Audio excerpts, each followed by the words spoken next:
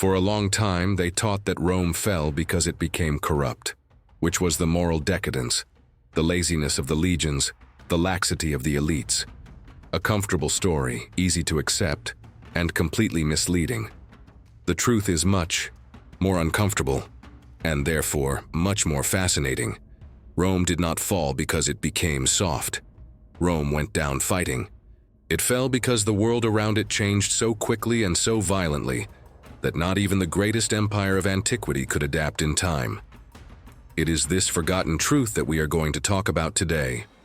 What's more, understanding this story is more urgent than it seems. Because Rome is not just the past, it is a mirror.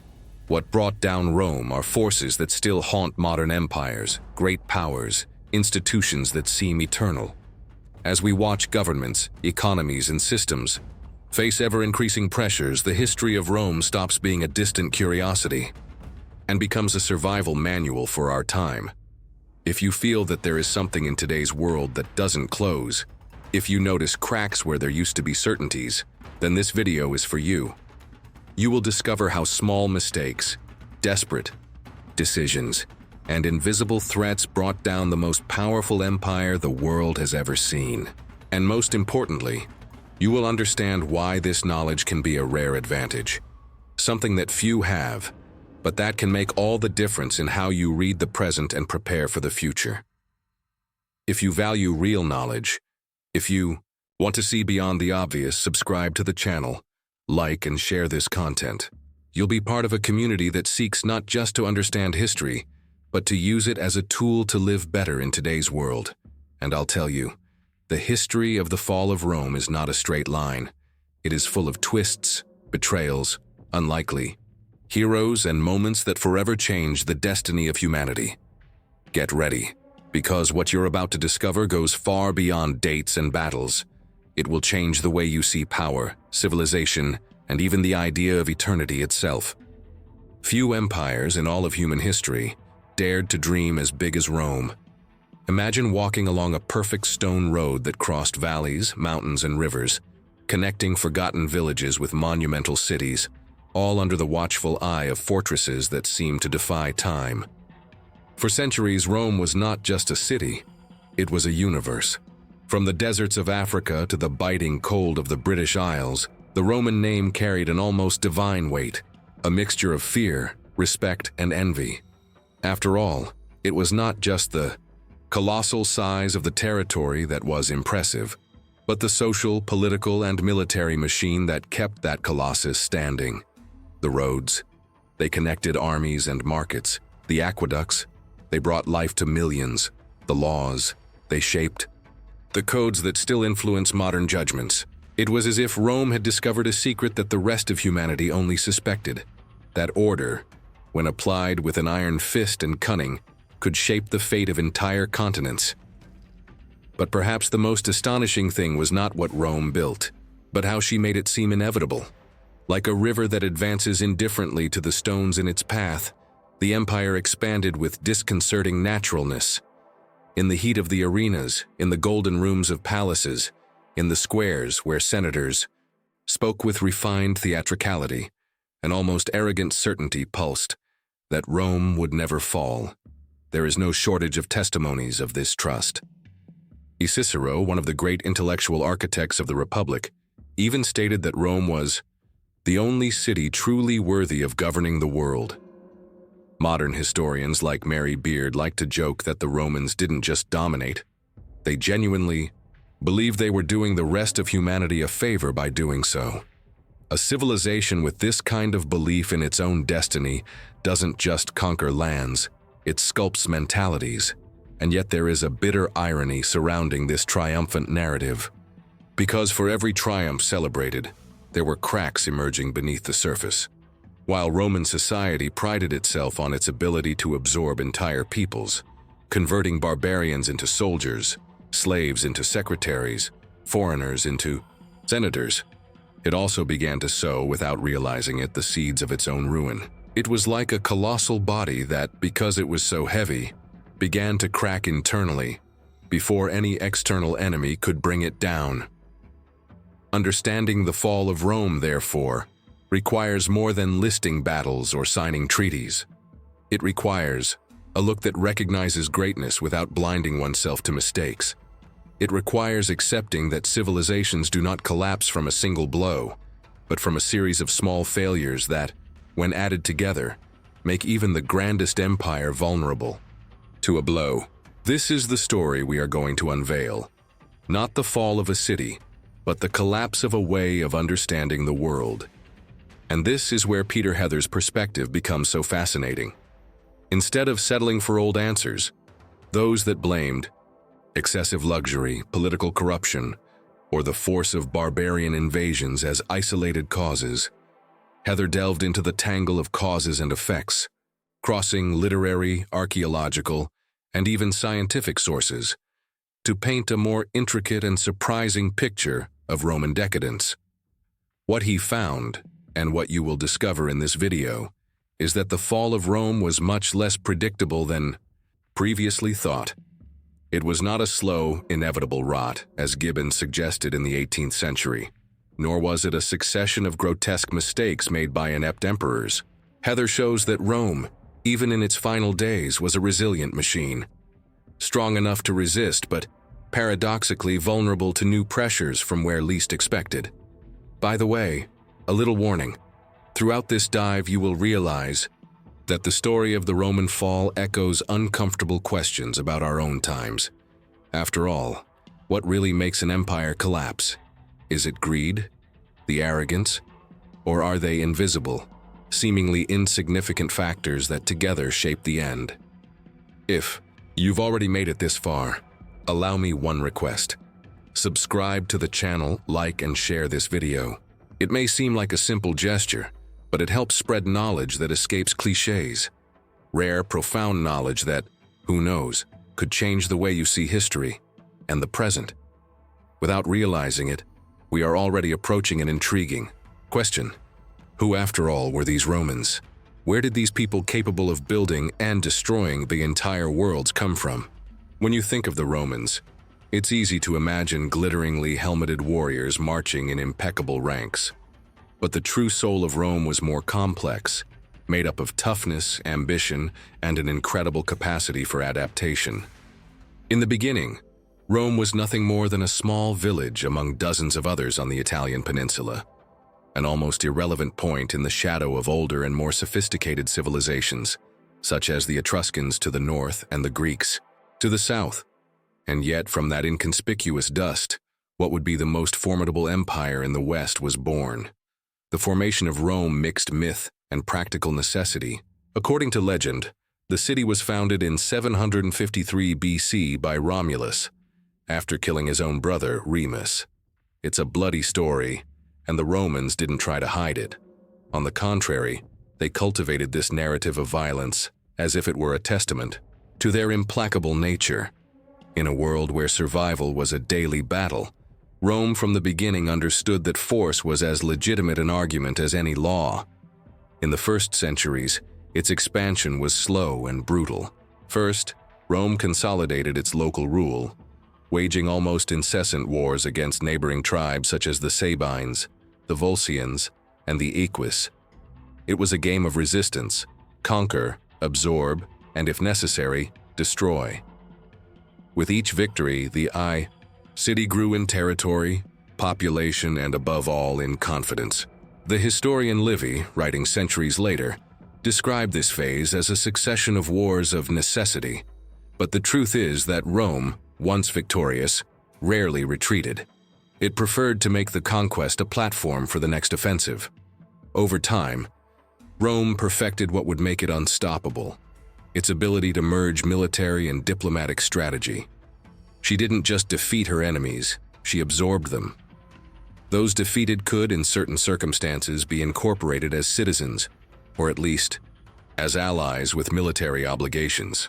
This is how, before even looking at the Mediterranean, Rome had already transformed Italy into a mosaic of colonies, friendly cities, and submissive territories, all interconnected by alliances, taxes, and roads.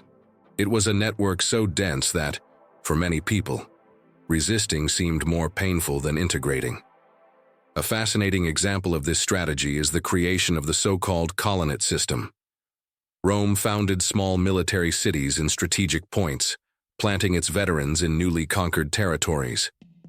These colonists, loyal to the city, functioned as the eyes and arms of Rome, ensuring that Roman influence was perpetuated even far from the capital's walls.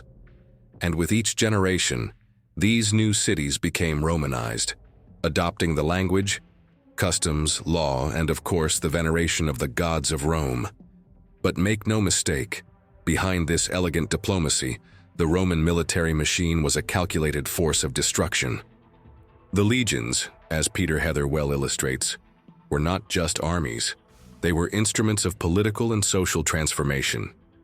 They crushed resistance, cut off supply routes, sacked strategic cities, and then, with an almost bureaucratic coldness, reorganized the territory under Rome's rules. And don't think that this was done in a hurry.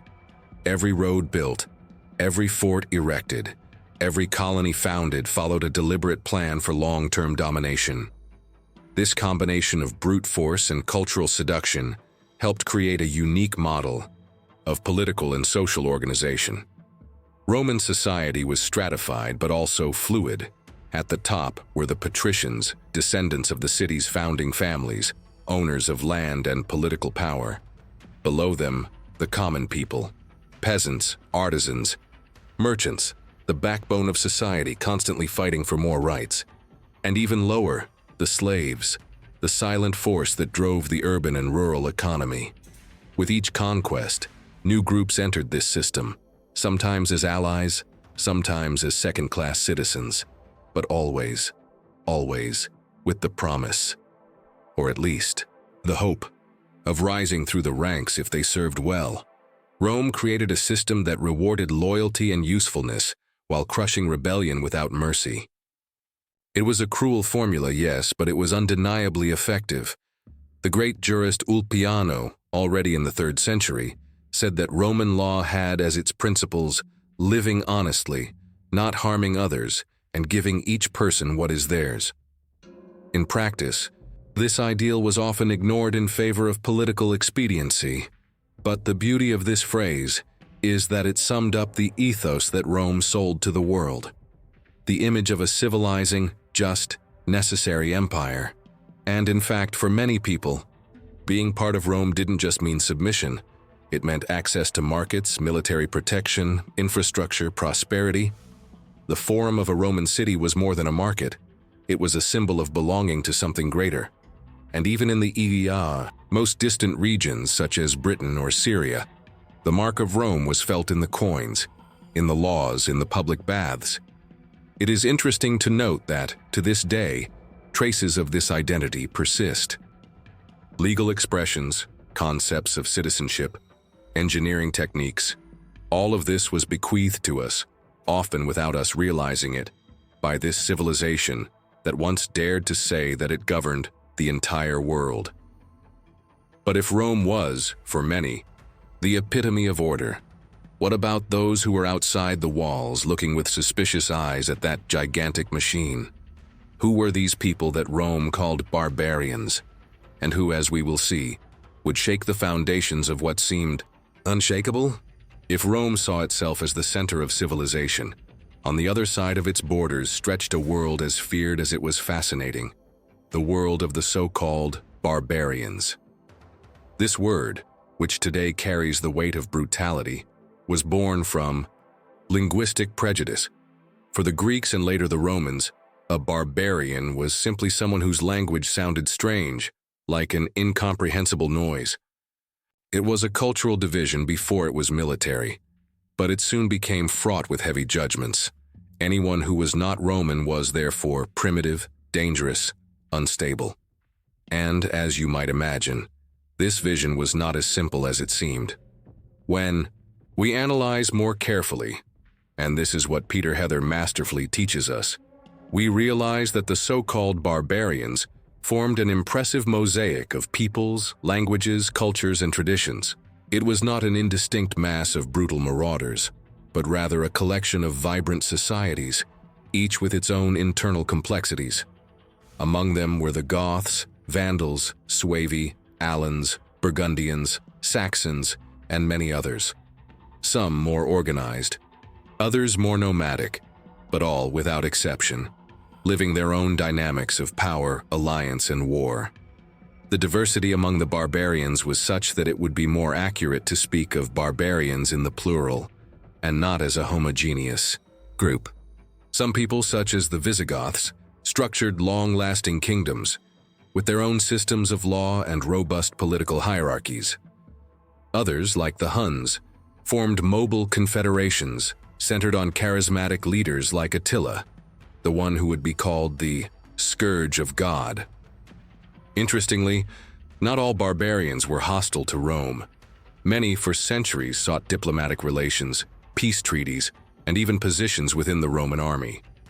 In fact, cooperation between Romans and barbarians was more common than traditional. Historiography likes to admit, the border, that lines that separated the civilized world from the savage world, was not an insurmountable wall. It was more like a contact zone, an area of exchange, marriage, commerce, and, of course, occasional conflict. Barbarian merchants took furs, slaves, and cattle to Roman markets. Barbarian craftsmen copied Roman metalworking and ceramics techniques. In many regions, barbarian and Roman families lived side by side, united by economic interests or political alliances. Historical examples of this interdependence abound. During the 4th century, the Roman army recruited more and more barbarian soldiers.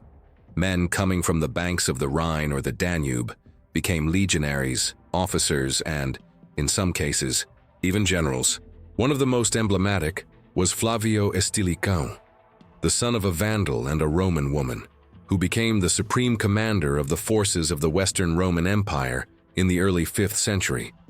Estilicão was no exception. He was the symbol of a Ysa, time when the lines between Roman and barbarian were increasingly blurred.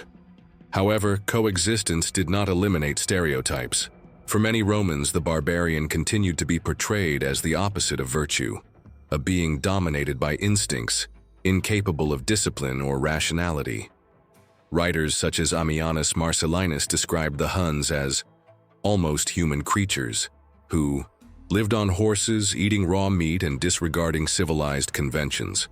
While some of these descriptions contain accurate observations, the Huns, for example, were indeed exceptional horsemen and maintained nomadic practices. Most are exaggerations, filled with fear and disdain. These stereotypes had a clear function: to reinforce Roman moral superiority in times of crisis. It was easier to justify humiliating defeats by saying that the barbarians were untamed beasts than to admit that the empire could fail on its own principles. But as recent archaeological excavations show, such as those carried out in Goth territories in present-day Romania and Ukraine, these barbarian societies were much more sophisticated than previously thought. They had warrior elites, long-distance trade networks, and even impressive artistic productions. The most intriguing thing is that many barbarians, far from wanting to destroy Rome, wanted to be part of it. Being Roman was, after all, synonymous with status, wealth, and security. When the Visigoths crossed the Danube in 376 AD, they did not want the destruction of the empire. They wanted land, protection, and a place within that system that for them still seemed invincible. The tragedy, as we will see, is that Rome, worn down by its own internal contradictions, was unable to deal with this new reality wisely. Understanding this complex dynamic between Rome and the barbarians is essential to understand that the fall of the empire was not just a fight of good against bad or civilized against savages. It was a process of transformation, of accumulated tensions, of clashes and poorly formed alliances, of frustrated expectations on both sides. And it is in this cauldron of ambiguous relationships that Roman borders began to appear fragile. But before the world knew the real storm that was coming, Rome still seemed, in the eyes of the world, an unbeatable fortress. As we cross to the next point of our journey, you will see how, on the turbulent banks of the Rhine and Danube, the first visible signs began to appear that this fortress was, in fact, beginning to crack. At first glance, the limits of the Roman Empire seemed like insurmountable walls. And indeed, for centuries, the Rhine and the Danube functioned as two gigantic containment lines. Wide, deep rivers, defended by fortresses, military camps, and well-guarded roads. Anyone who dared to cross them knew that they would face the disciplined strength of the legions, sustained by centuries of military tradition. But what few realize is that these limits were, at the same time, fortresses and open wounds, points of constant tension, where the empire fought battles not only against visible enemies, but against its own ability to maintain such a vast. Imagine for a moment a Roman soldier deployed to the Rhine frontier. He was not just a warrior. He was also a builder, an improvised diplomat, an occasional farmer, and often a man abandoned on the outskirts of the Roman world. For months, perhaps years, he patrolled damp forests and rugged terrain, built watchtowers, erected palisades, and supervised roads that were lost in the green expanse of the north. It was a job that required more than bravery. It required almost superhuman endurance. The big challenge was logistics. Keeping legions supplied, well-trained, and motivated in the border regions was a constant nightmare for Roman administrators. The roads helped, of course, but transporting grain, weapons, equipment, and reinforcements over thousands of kilometers was no simple task. Many of the forts along the Rhine and Danube, such as those at Vindobona, now Vienna, and Colonia Agrippina, now Cologne, functioned almost like small, self-sufficient cities, with markets, workshops, temples, and even arenas to entertain soldiers. These communities tried to create a bubble of Romanity in territories where, just a few kilometers beyond the walls, the forest and barbarian resistance began. Another problem was human. Not all people across borders were hostile all the time. In fact, what we saw were cycles of tension and cooperation, where fragile alliances were signed with local tribes in exchange for temporary peace or military recruitment. The politics of gift diplomacy, as well studied by Peter Heather, became routine. Weapons, gold, Roman titles were distributed to tribal chiefs as a way of buying them, or at least keeping them busy fighting among themselves. And for a long time, it worked.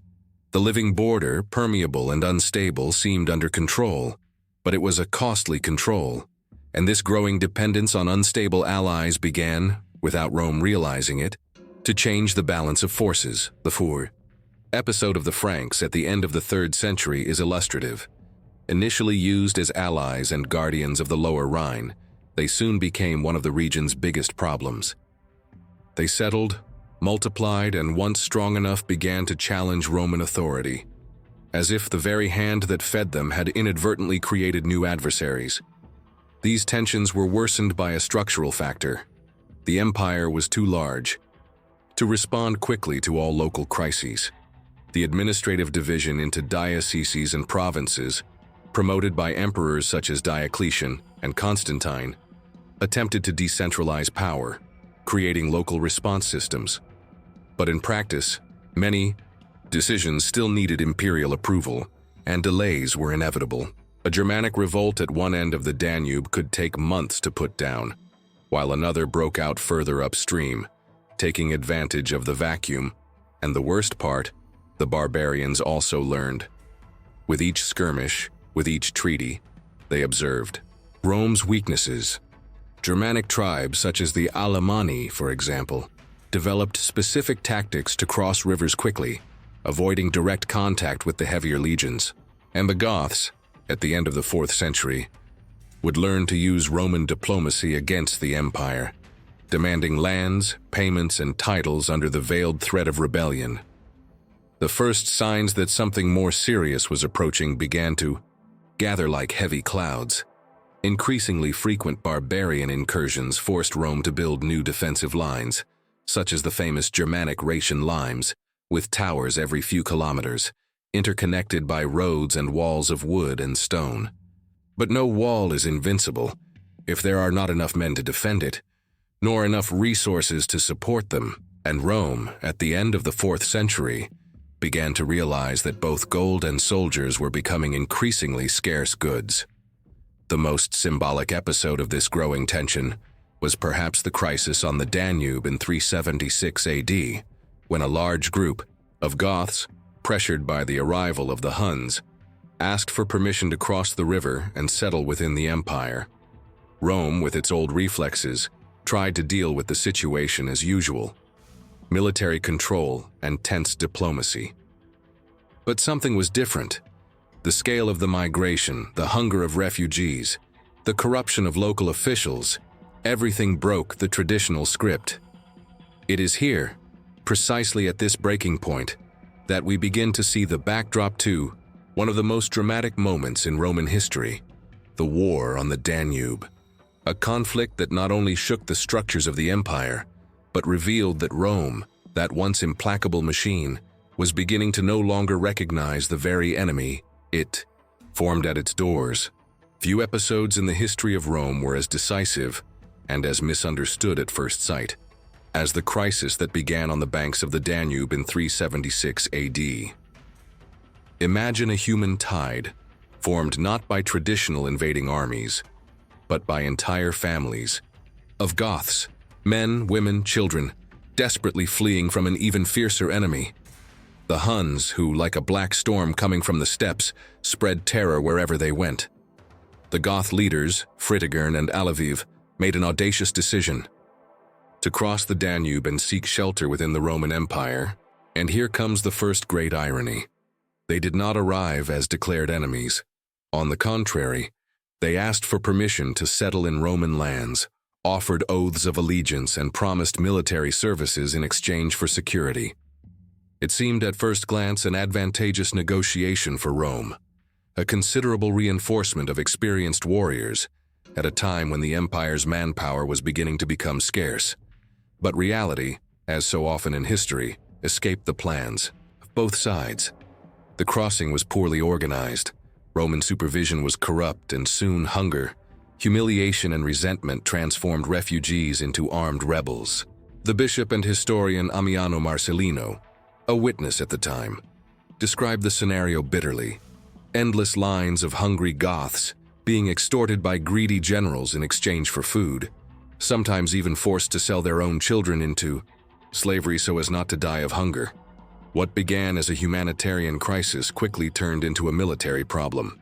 And then, in 378 AD, on the plains near the city of Adrianople, present-day Edirne, Turkey, Rome faced one of the worst defeats in its history. Emperor Valens, eager for a quick victory and suspicious of the arrival of reinforcements commanded by his nephew Gratian, decided to attack the Gothic forces without waiting for support. It was a fatal error. The details of the Battle of Adrianople are a brutal reminder of how hubris and haste can doom even the most experienced armies. On a scorching day, Valens' legions advanced exhausted and disorganized against an enemy who knew the terrain perfectly and had set up a masterful ambush. The chariots carrying the Goth families were used to create a makeshift fortress, and behind it, the warriors, armed with spears, swords, and fierce determination, waited patiently. When the battle finally unfolded, the Roman numerical advantage evaporated in the face of Gothic tactics. The Goth cavalry, kept hidden until the last moment, attacked the flanks of the Roman army while the heavy infantry pressed from the front. In just a few hours, what was supposed to be an easy victory turned into a massacre. Emperor Valens himself disappeared in the chaos. Later reports suggest that he burned to death in a house where he tried to take refuge, surrounded by enemies.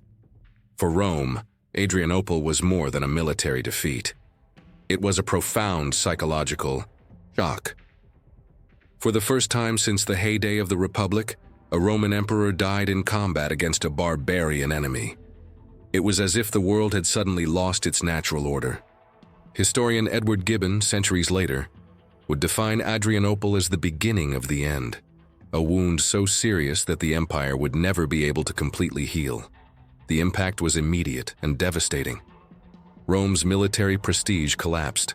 Many cities in the region, feeling that the old Colossus was vulnerable, began negotiating directly with barbarian leaders, breaking the traditional chain of command.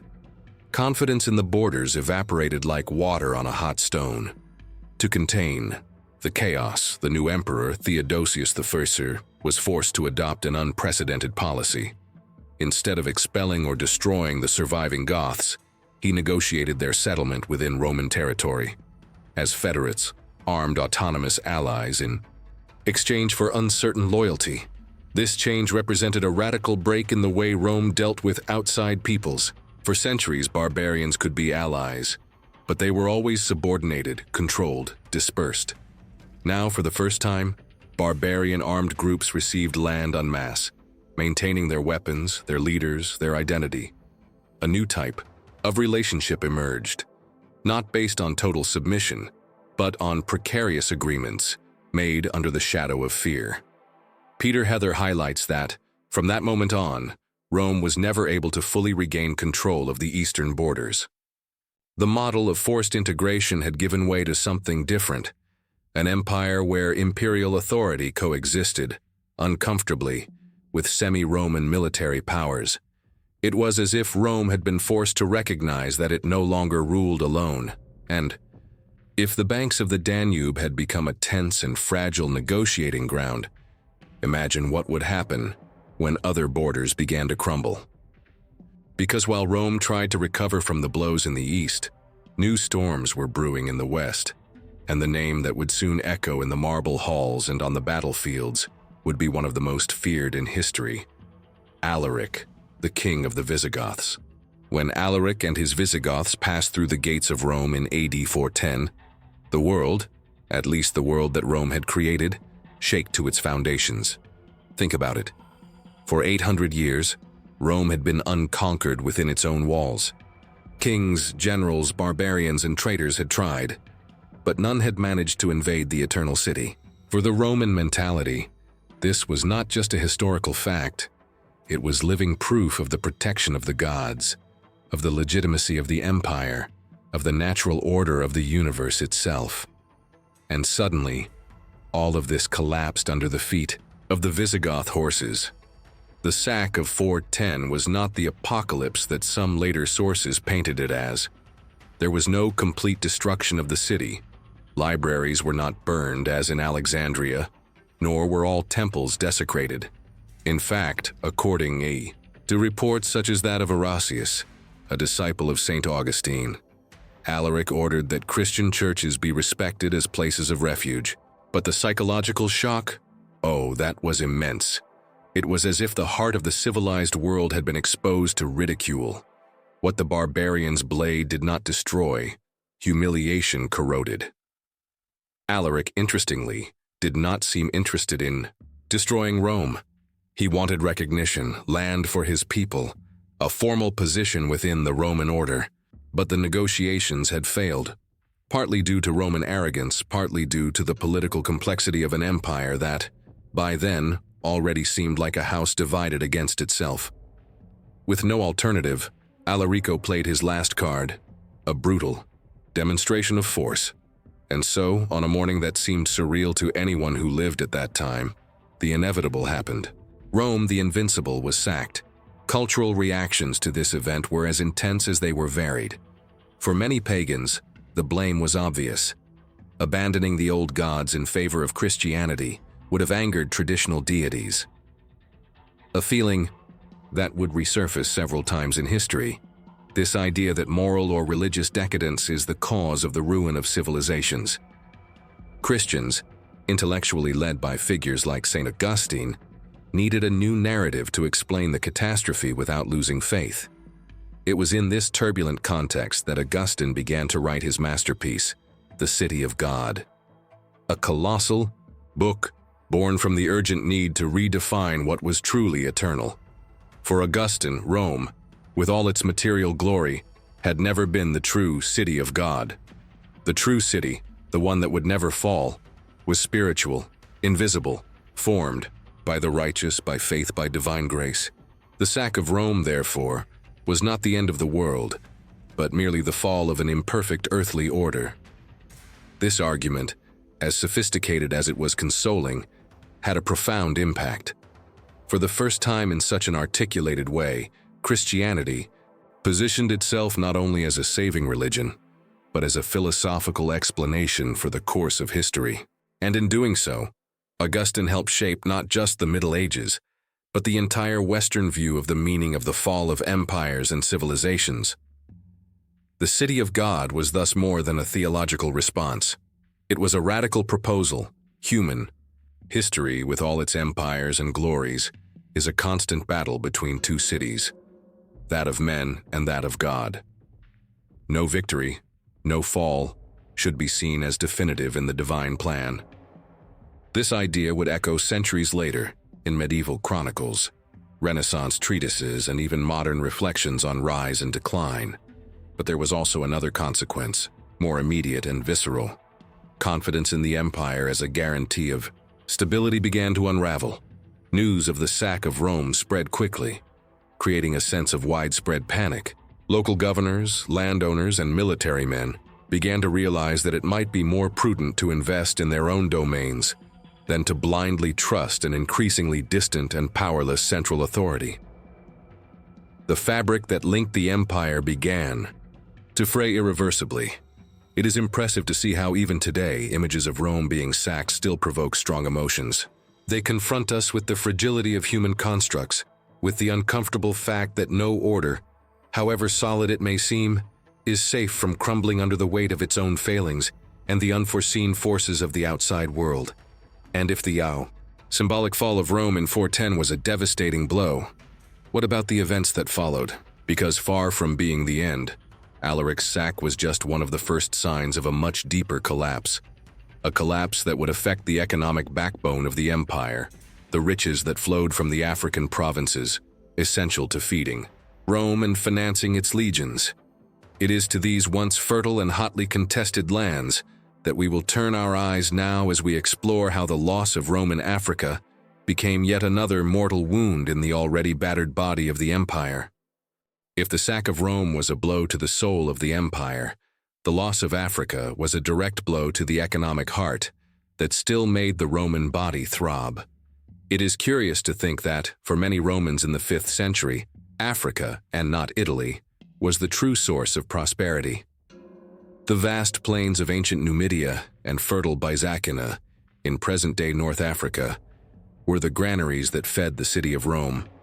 Vessels loaded with grains, olive oil, and other essential products left African ports and crossed the Mediterranean, like invisible arteries bringing life to the metropolis. Without this vital connection, the Western Roman Empire could not last long. But the unexpected happened. In 429 AD, under the leadership of Gaiseric, the Vandal people, who had already crossed Spain in search of land, crossed the Strait of Gibraltar. They were no ordinary invaders. The Vandals had learned, through decades of migration and conflict, the tricks of war, diplomacy, and survival. They were, so to speak, hardened veterans of the instability that was corroding the edges of the empire. Genserico's move was strategic and bold. He did not simply seek to plunder, he wanted to conquer and establish an independent kingdom. And he succeeded. Within a few years, the Vandals, with the help of their Allan allies, dominated vast regions of North Africa, including Carthage, the jewel of the Western Mediterranean. Carthage was not just a historical symbol, it was the main commercial and administrative center of Roman Africa. Its loss in 439 AD meant that Rome's supply routes were abruptly and brutally cut off. The economic consequences were catastrophic.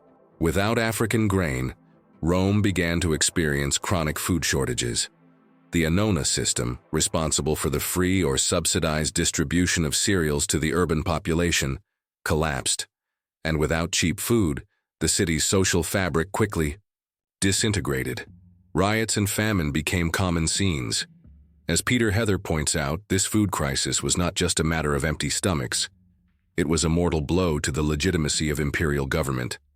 But the crisis did not stop at hunger. The loss of Africa shook the entire fiscal structure of the empire. African provinces generated enormous tax revenues. Without this money, the Western Roman government found itself unable to pay its soldiers, maintain its fortifications, and finance its provincial administrations. Imagine a house of cards. Remove the base and everything collapses, first slowly, then suddenly. Thus, an empire that still seemed capable of resisting, even after Adrianople and the sack of 410, entered a state of progressive insolvency. To try to overcome the disaster, the emperors tried to negotiate with Gaiseric, offering honorific titles and recognition in exchange for some type of vassalage. Gaiseric, astute, accepted some superficial concessions but never delivered what Rome really needed: real control over African lands. Instead, he used his new base to launch naval attacks against Italy and the Mediterranean islands, becoming a constant and insolent threat.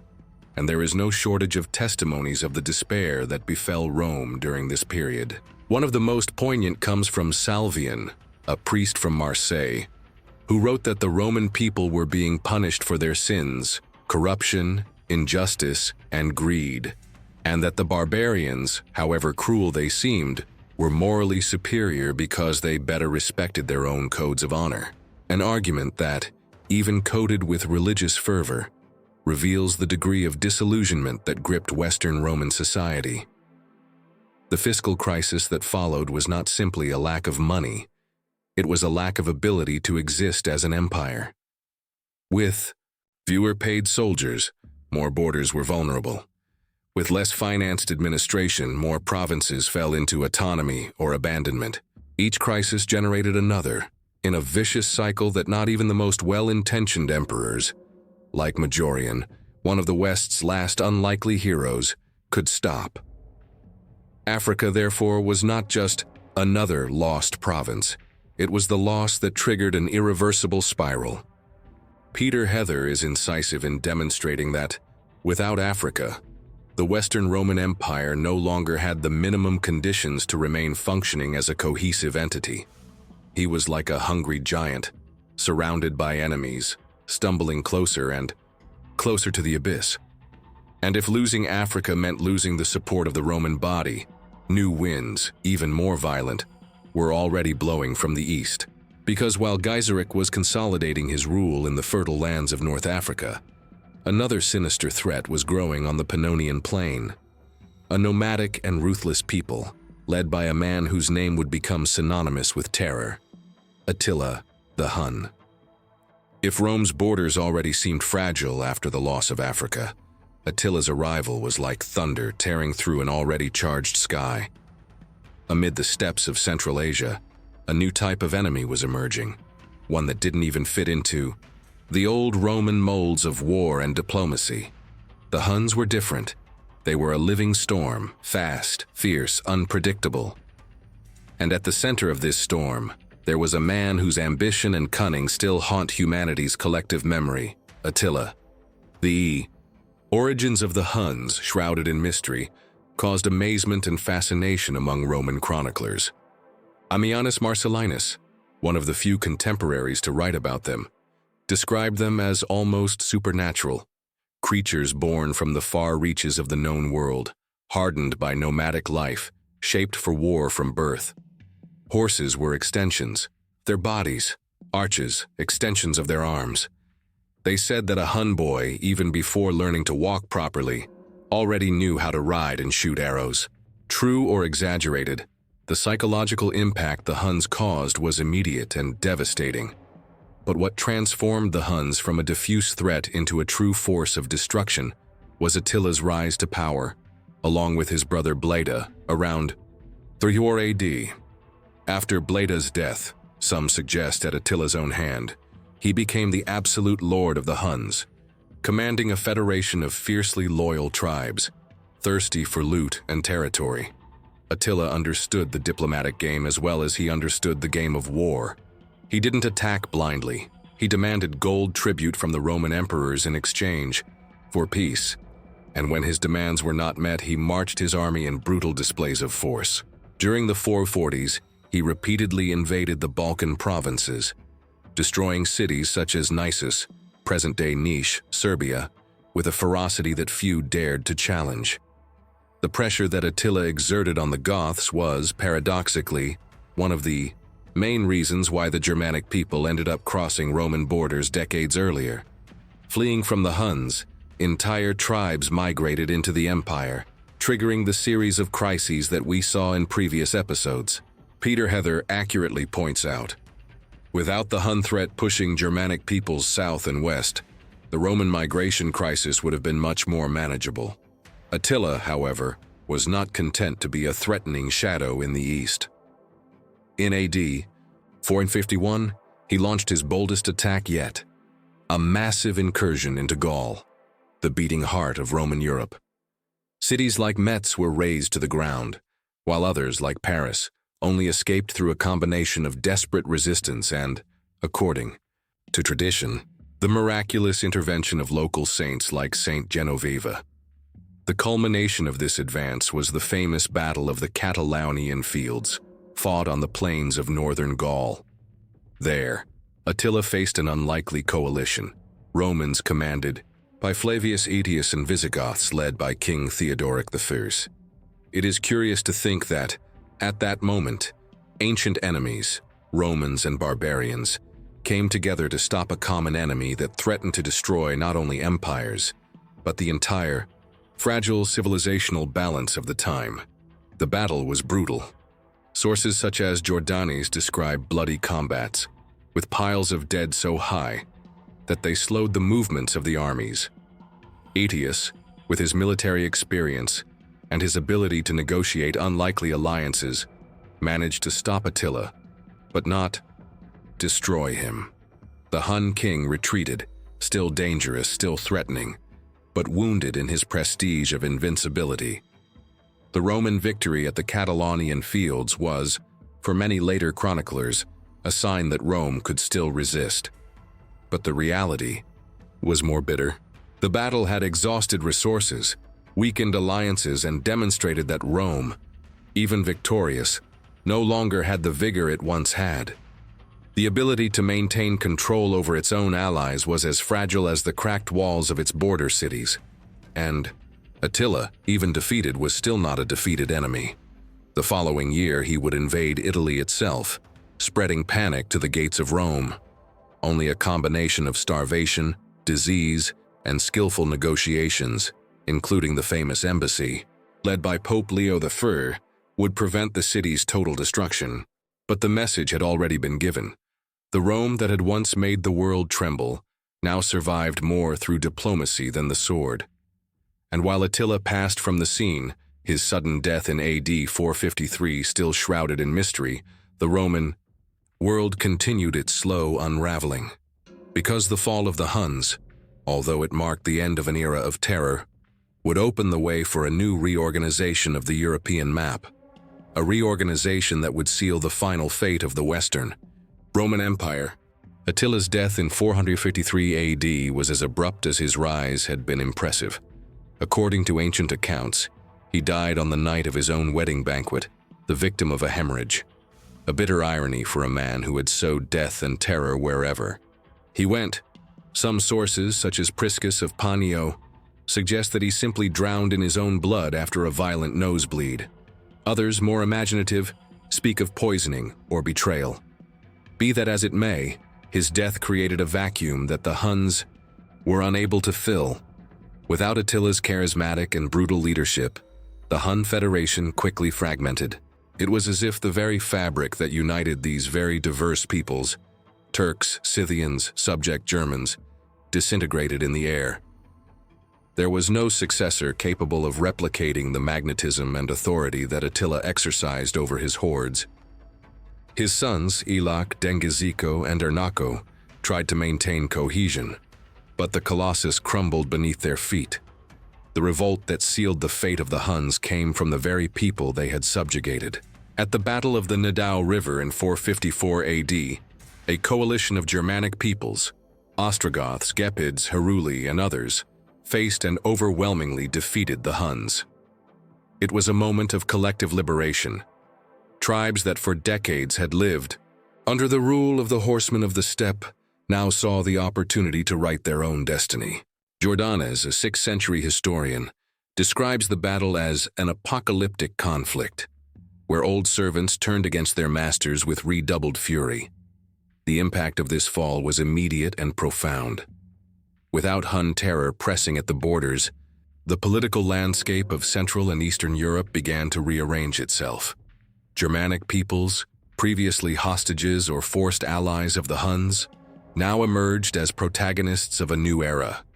And among them, especially the Ostrogoths and Visigoths, leaders would emerge capable of establishing new kingdoms on the rubble of what had once been Roman rule. Interestingly, the disintegration of Hun power also exposed a weakness that Rome had managed to hide until then: its increasing dependence on the ability to divide and manipulate barbarian peoples against each other. With the Huns out of the game, Rome could no longer use the old trick of pitting Germanic tribes against the common threat. Each people now acted according to their own interests, and Rome was no longer strong enough to dictate the rules. Peter Heather draws attention to this point. The fall of the Huns was a mixed blessing for Rome. On the one hand, he eliminated a devastating enemy. On the other, it released a series of forces that quickly became uncontrollable. The Visigoths, already installed in southern Gaul and Hispania, consolidated their kingdoms. The Vandals, firmly in North Africa, consolidated their pirate fleet, and the Ostrogoths, once freed from Hun domination, would begin their own saga towards Italy. It is fascinating to see how the collapse of one seemingly invincible empire like that of the Huns can accelerate the collapse of another. The centrifugal forces tearing apart the Western Roman world now operated unhindered.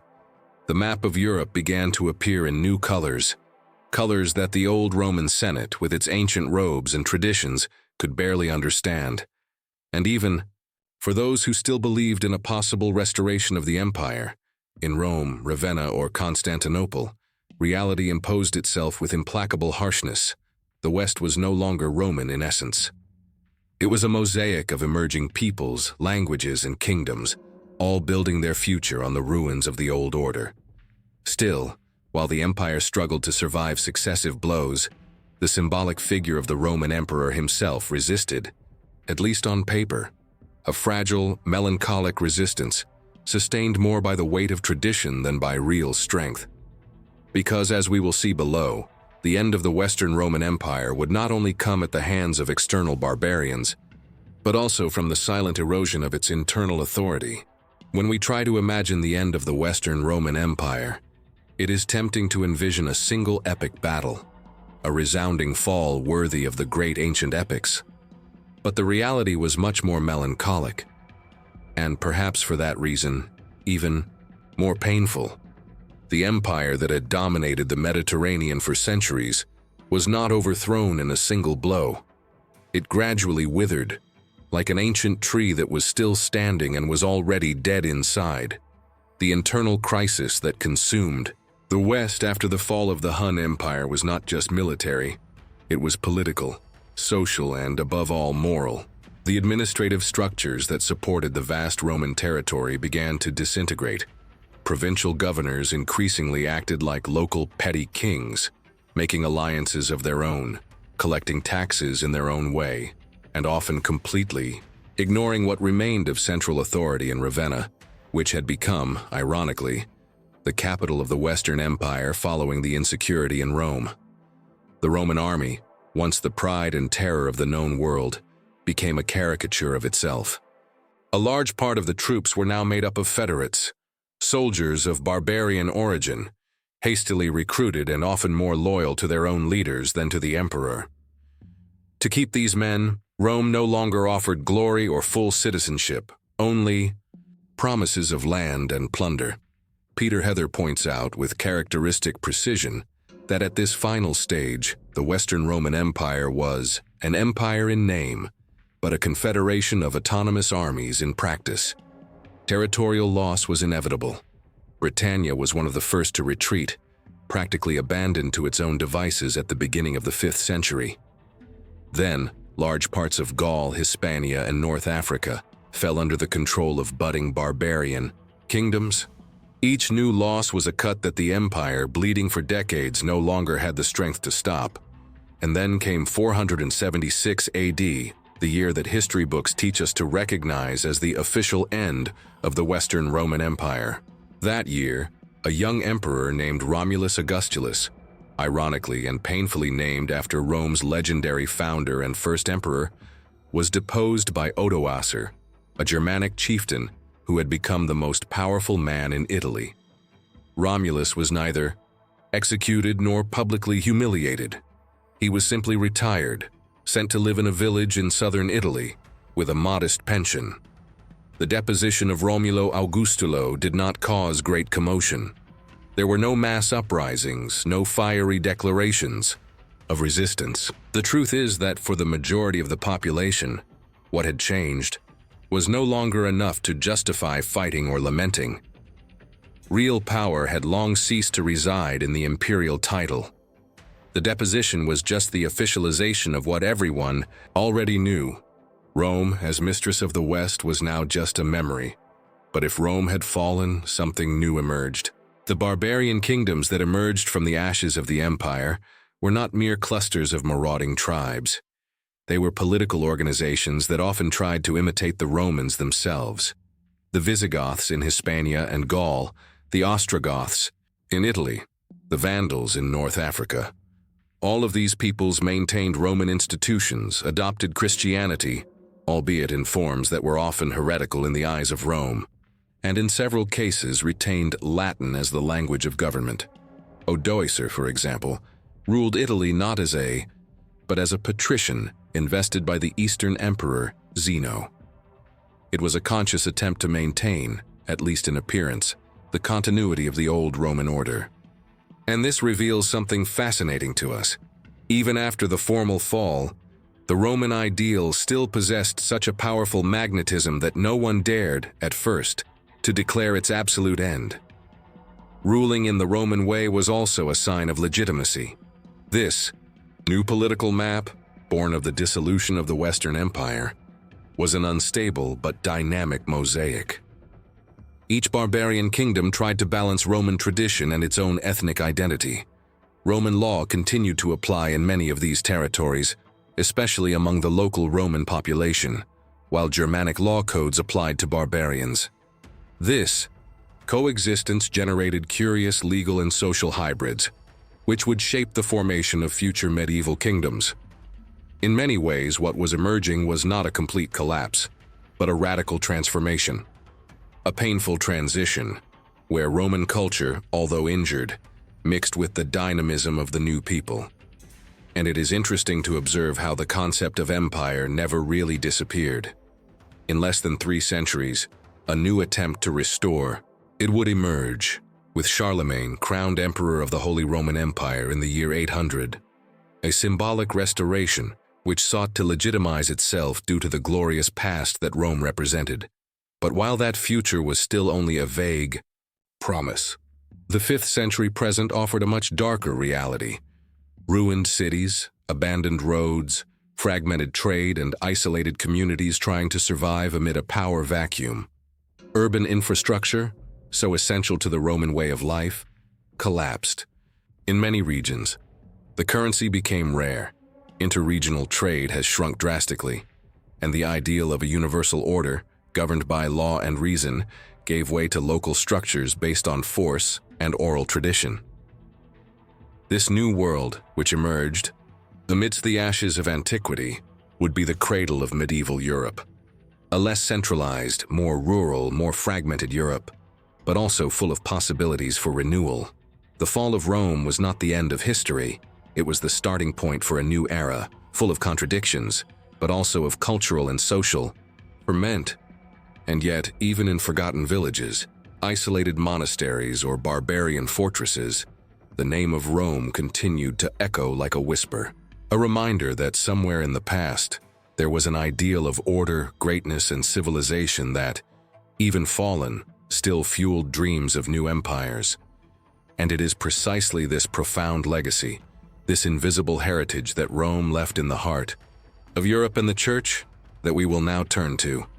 Because if the legions disappeared, if the Caesars were deposed, something even greater survived, an idea that would shape centuries of future history. When the last legions disappeared from the roads of the West and the imperial crowns rested, no longer owned, a silent question remained in the air. What would survive of that colossus that for centuries shaped the face of the world? If Rome, with all its pomp and glory, had fallen, what could be left? The answer, although not obvious at first glance, was surprising. Rome didn't just leave marks, it transplanted its soul into the future. The fall of the Roman Empire did not mean the end of civilization. Yes, it meant a brutal transformation. The unified political structure collapsed, fragmenting into small kingdoms, each struggling to establish its legitimacy in a new world without universal emperors. The concept of power began to be based less on centralization and more on personal alliances, the oath of loyalty and possession of the land. The seed of feudalism was planted, that system that would define medieval Europe for centuries. Socially, the impact was profound. The great cities of the empire shrank or disappeared. Urban life, once vibrant in places like Carthage, Trier, or even Rome, gave way to self-sufficient rural communities. Villas, which in Rome's time were elite estates, became vital centers of survival and production. Long-distance trade, which kept wine from Gaul, olive oil from Africa, and spices from the East circulating, nearly collapsed. The currency became rare, and the daily lives of most people began to be defined not by participation in a globalized economy, but by the daily struggle against hunger, violence, and isolation.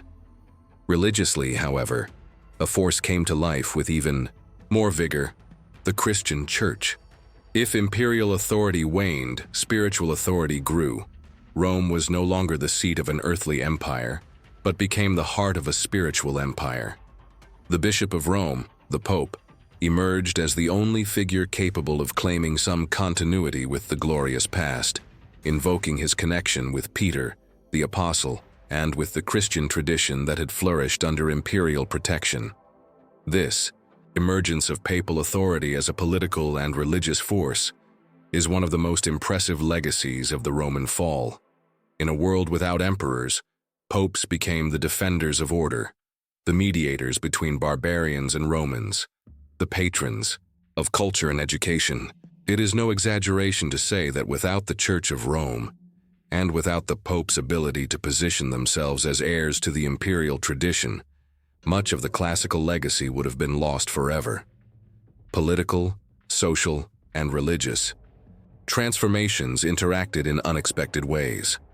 For example, when Clovis, king of the Franks, converted to Nicene Christianity in 496 AD, he not only strengthened his standing with his Germanic subjects, but also gained the support of the Roman Catholic hierarchy.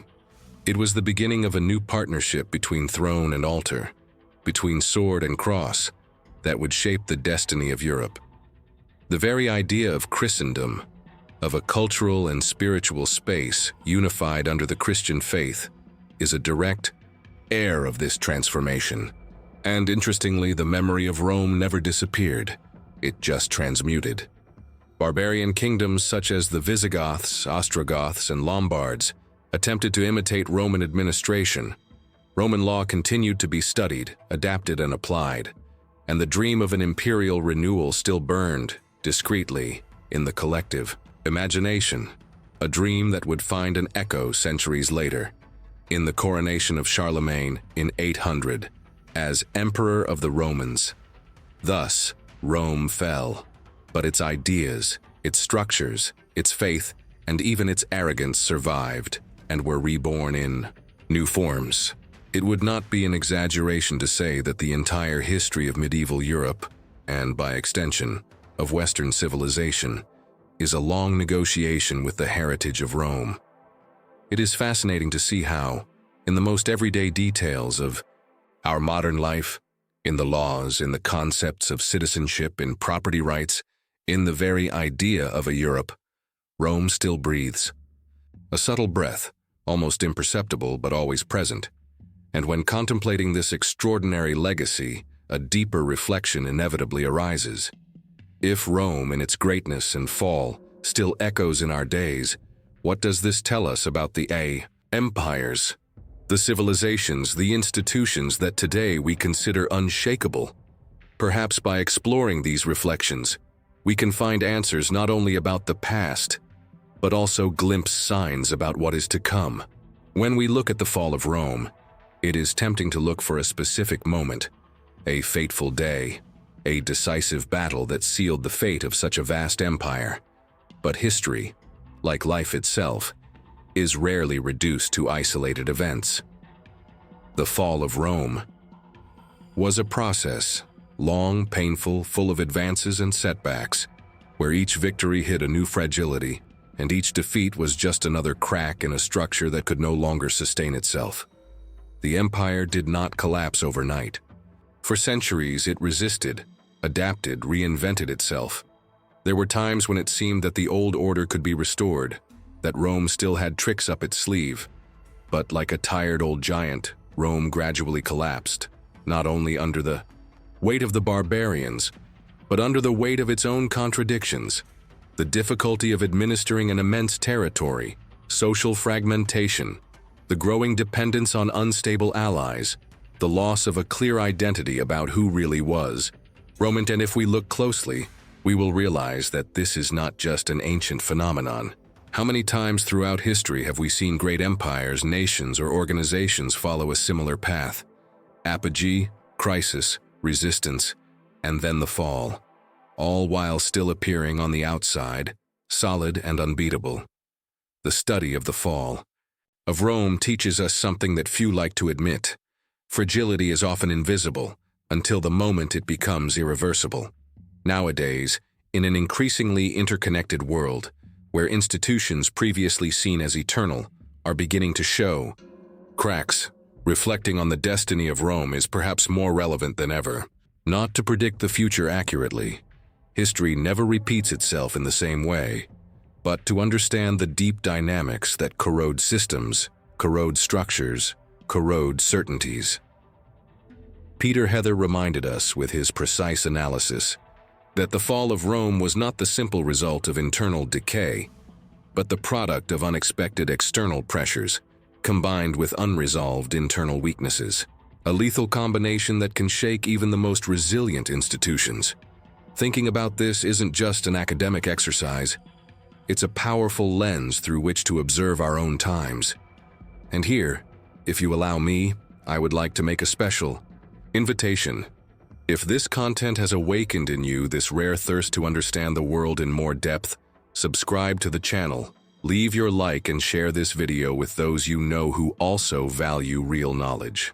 Every action you take helps keep the flame of historical curiosity alive and connects you to a community that believes learning is the best way to build a better future. After all, mastering these hidden stories is more than knowing dates and battles. It is understanding the silent movements that shape the world. It's about seeing beyond what meets the eye. And whoever develops this vision never looks at history or life in the same way again. In fact, if the fall of Rome was just the end of one chapter and the beginning of others, what new stories are still waiting to be discovered between the lines of this vast legacy?